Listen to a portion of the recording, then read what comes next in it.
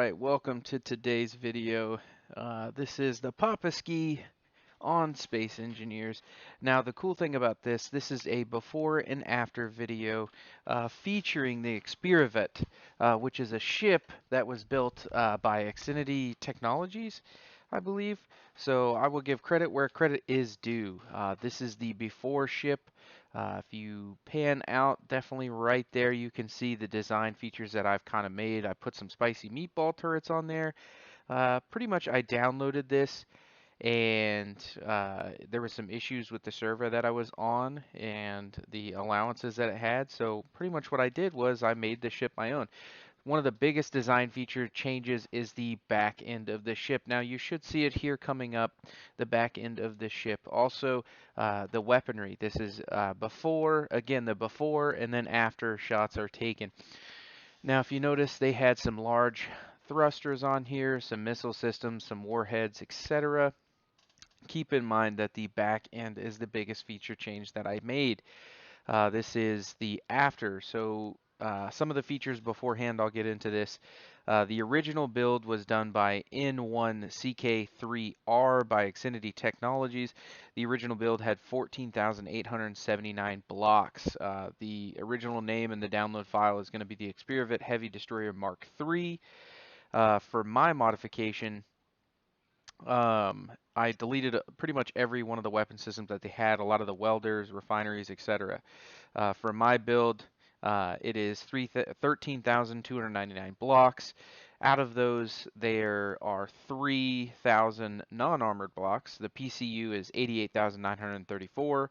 Some of the weapon systems, it features 6 meatball turrets, 6 Galdis lasers, 2 missile systems, 6 100 millimeter auto cannons, two 30 millimeter CWIS. If you look at the thrusters, this is the updated version. I have featured 3 different thruster types, Epstein drives, hydrazine, and ion thrusters.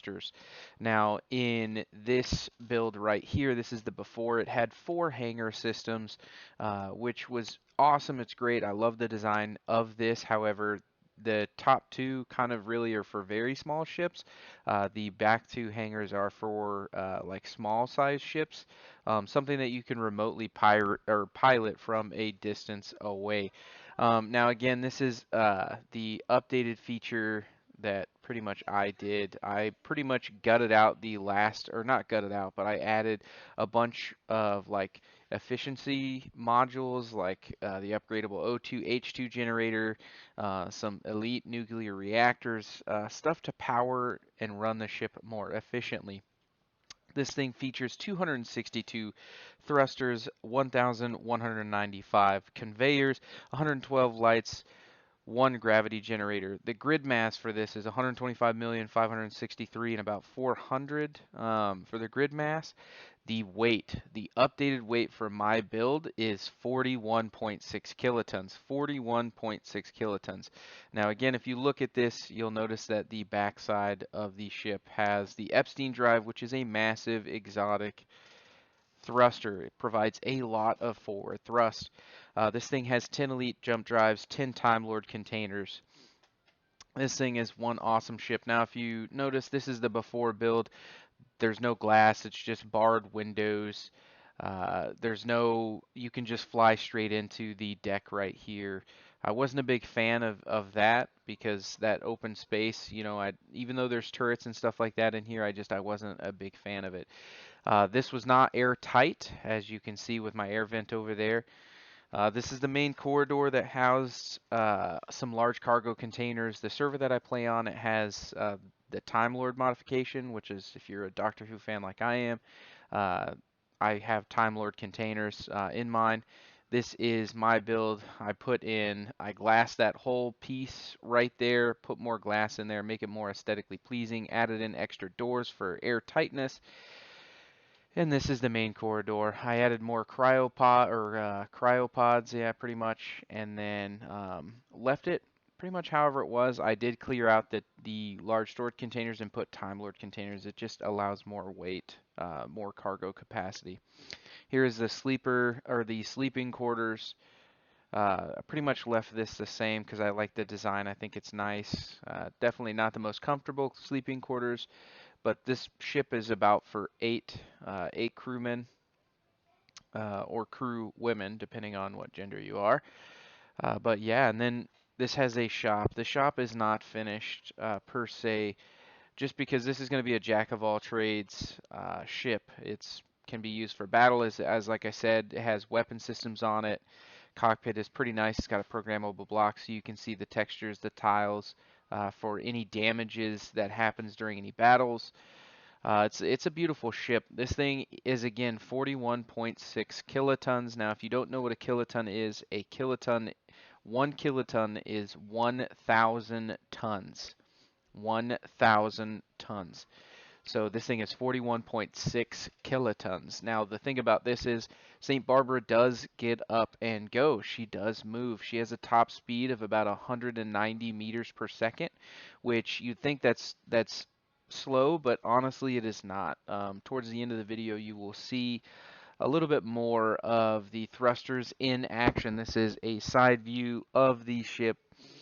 You got those meatball turrets, which are pretty much 6 Gatlins. On the bottom, you've got those missiles. You have the 100 millimeter auto cannons, and then also right here to the right, coming up right underneath those red little ash or Ilons, and then you've got the 6 autocannons, and then underneath you have the 6 Galdus lasers. There is 3 on each side. They're primarily focused on the frontwards. Now, if you look at the bottom side of the half, or the bottom side, it has a MAC cannon. That MAC cannon can shoot a 1,000 millimeter round. A 1,000 millimeter round. Again, there's the missile systems, the meatball turrets on the left. You have the 3 on the right, 3 on the left, 100 millimeter auto cannons, and again the Galdus laser. It's a pretty fun. It was pretty fun to build, identify some of the discrepancies in the original build to my server, and put this bad baby into action. Now, St. Barbara was a project and still is a project. There's still a little bit things I have to do, like upgrade the scripts in the programmable blocks. All of the weapons, I had to update the conveyor tubes as well. One of the issues that I had with the Experimvit was it created massive lag because the person who built this, bless his heart, or bless his or her heart, the thing with this is there was too many conveyor junctions and they needed to be conveyor tubes.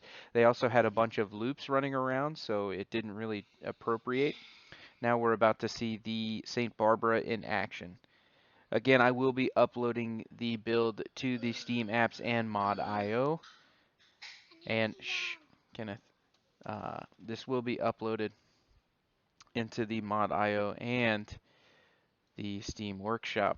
This thing has over 400 gyros. 400 gyros. This thing, again, is 41.6 kilotons. So the fact that it moves as quickly as it does is pretty awesome. Here we go. We're about to engage the thrusters. Get ready for it. Boom. I love those Epstein Drive thrusters. Those things are beautiful looking. It reminds me of the Batmobile, the little jet turbine engine. Again, this thing gets up to over 190 meters per second. And if you turn off the dampeners, it will float or cruise at about 160, 170 meters per second. You can cruise. This thing does have 10 elite jump drives, so it can jump regardless. Like I said, this thing is 41.6 kilotons. This thing can still jump fully weighted up to 6,000 kilometers. Now, if you notice, you turn the dampeners back on and it stops. You notice I have the upward thrust and the forward thrust that are aesthetically outside of the vehicle. Internally, I have the rearward thrust and the left and right thrust more hidden inside the bowels of the ship. I wanted it to be more aesthetically pleasing. I also removed the atmospheric thrusters that were on it. Again, this was such a fun build. I appreciate y'all stopping by. Thank you, and I'll see you for the next time.